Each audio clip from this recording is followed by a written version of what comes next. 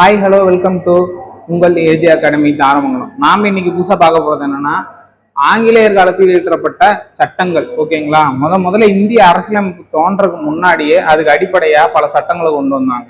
அதாவது ஒழுங்குமுறை சட்டம், இந்திய அரசு சட்டம், பட்டய சட்டம் அப்படின்னு சொல்லிட்டு நிறைய சட்டங்கள் கொண்டு வந்தாங்க. ஓகேங்களா, இந்த சட்டங்கள்னாலதான் பிற்காலத்தில் நம்மளுக்கு அரசியலமைப்புலாம் உருவாச்சு.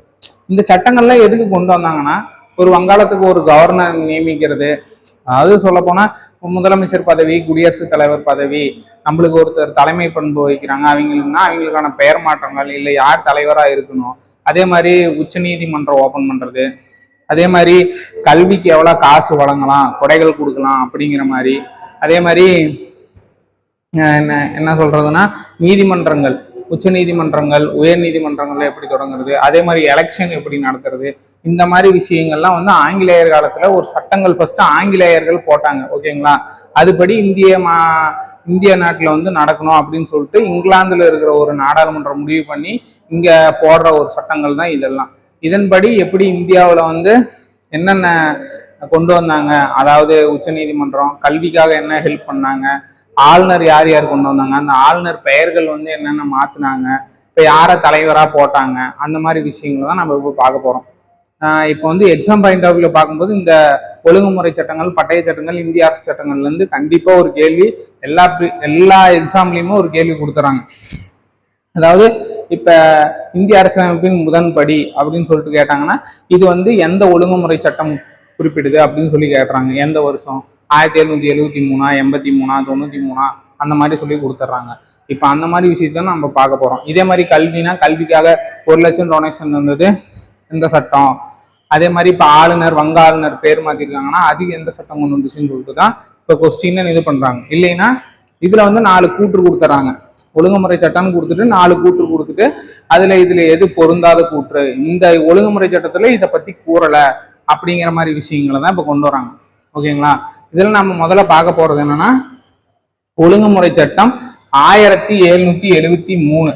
ஓகேங்களா, முதல் ஒழுங்குமுறை சட்டம் 1773 தான் கொண்டு வராங்க. ஓகேங்களா, இந்த சட்டம் இதுதான் இந்திய நிர்வாகத்திற்காக இங்கிலாந்து இயற்றிய முதல் சட்டம். அதாவது இந்தியாவில வந்து நம்ம ஆட்சி புரியறதுக்கோசம் இங்கிலாந்து அதாவது இப்படிலாம் கொண்டு போகலாம், இந்தியாவை டெவலப் பண்ணலாம் அப்படின்னு சொல்லிட்டு ஒரு சட்டம் கொண்டு வராங்கன்னா, அது வந்து இந்திய நிர்வாகத்திற்காக இங்கிலாந்துக்கு இயற்றிய முதல் சட்டம்னா இந்த 1773 ஆண்டு ஒழுங்குமுறை சட்டம் தான். இந்த மாதிரிலாம் கொண்டு போகலாம் அப்படின்னு சொல்லிட்டு, அதே மாதிரி இந்த ஒழுங்குமுறை சட்டம், அதாவது 1773 ஒழுங்குமுறை சட்டத்தை என்னன்னு சொல்றாங்கன்னா, இந்திய அரசியலமைப்பின் முதல் படி அப்படிங்கிறாங்க. ஏன்னா நம்ம கவர்மெண்ட் எப்படி இந்தியா வந்து மேல வரணும், அமைப்புகள்லாம் எப்படி உருவாகணும், ஒரு தேர்வு எப்படி நடக்கணும், அதாவது அதுக்கான தேர்வு ஆணையங்கள் அமைக்கிறது, உயர் நீதிமன்றங்கள் அமைக்கிறது, இல்லைன்னா ஆளுநர்கள் போறது, இந்த மாதிரி விஷயங்கள்லாம், கல்வி உதவித்தொகை, இந்த மாதிரி விஷயங்கள்லாம் அரசியலமைப்புல எப்படி கொண்டு வரலாம், இது பண்ணலாம்னு சொல்லிட்டு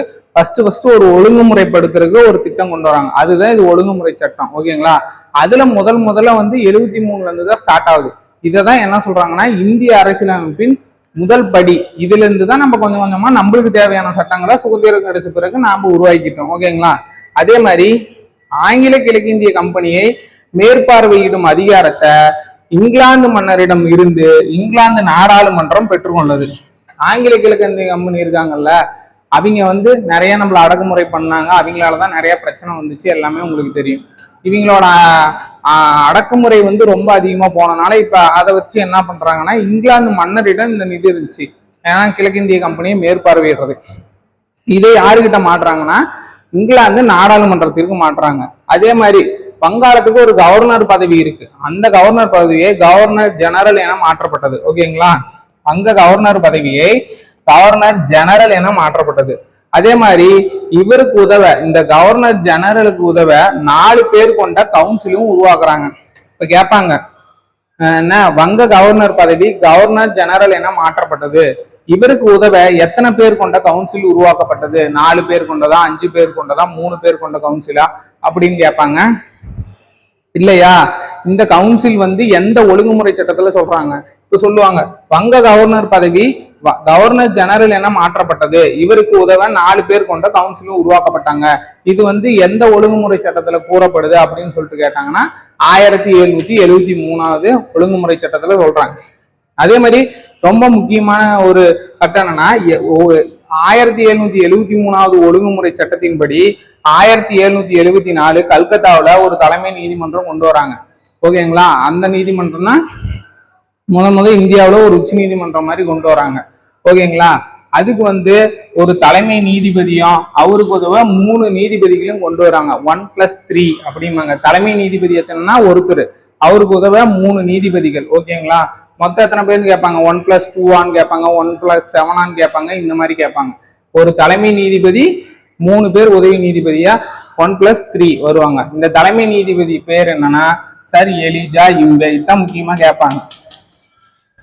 ஓகேங்களா, 1773வது ஒழுங்குமுறை சட்டப்படி கொண்டு வந்த ஒரு தலைமை நீதிமன்றத்துக்கு யாரு முதல்ல இருந்தாங்கன்னு கேட்டா சர் எலிஜா இம்பே. இப்ப கேட்பாங்க 1774 கல்கத்தாவிலே ஒரு தலைமை நீதிமன்றம் எந்த சட்டப்படி உருவாக்கப்பட்டது அப்படின்னு கேட்டா ஒழுங்குமுறை சட்டம் 1773 படி உருவாக்கப்பட்டது.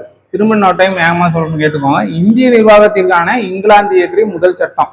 அதே மாதிரி இந்தியா அரசியலமைப்பிற்கான முதல் படியும் இந்த சட்டம் தான் சொல்றோம். அதே மாதிரி அதிகாரம் வந்து கிழக்கிந்திய கம்பெனி வந்து மன்னரிடம் ஃபர்ஸ்ட் இருக்குது. மேற்பார்வையிடுற அதிகாரம் மன்னரிடம் இருக்கு. இந்த சட்டத்தை கொண்டு வந்து என்ன பண்றாங்க, மன்னரிடம் இருந்து இங்கிலாந்து நாடாளுமன்றத்திற்கு இது மாத்துறாங்க. அதே மாதிரி வங்க கவர்னருங்கிற பதவி கவர்னர் ஜெனரல் என மாத்துறாங்க. அதே மாதிரி இவருக்கு உதவ எத்தனை பேர் போறாங்கன்னா 4 பேர் கொண்ட ஒரு கவுன்சிலை உருவாக்குறாங்க. இப்போ இந்த 73 சட்டப்படி 1774 கல்கத்தாவில் ஒரு தலைமை நீதிமன்றம் கொண்டு வராங்க.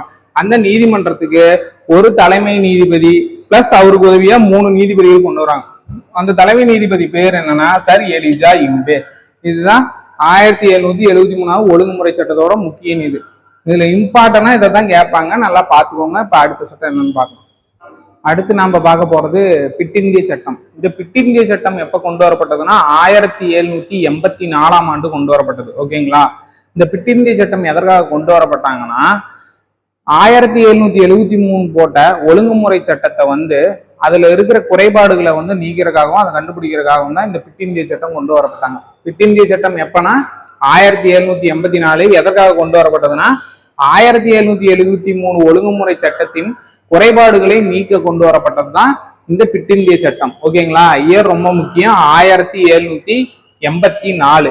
அதே மாதிரி கவர்னர் ஜெனரல் குரூப் அவருக்கு ஹெல்ப் பண்றதுக்கு நம்ம சொல்லியிருப்போம். கவர்னர் ஜெனரலுக்கு ஹெல்ப் பண்றதுக்கு 1773வது ஒழுங்குமுறை சட்டத்துல 4 பேர் கொண்ட குழு போட்டிருப்பாங்க. ஓகேங்களா, ஹெல்ப்புக்கு உறுப்பினர்கள் போட்டிருப்பாங்க. ஆனா இதுல வந்து இந்த பிட் இந்திய சட்டத்துல அந்த 4 பேர் இருக்கிறத 3ஆ குறைச்சிடுறாங்க.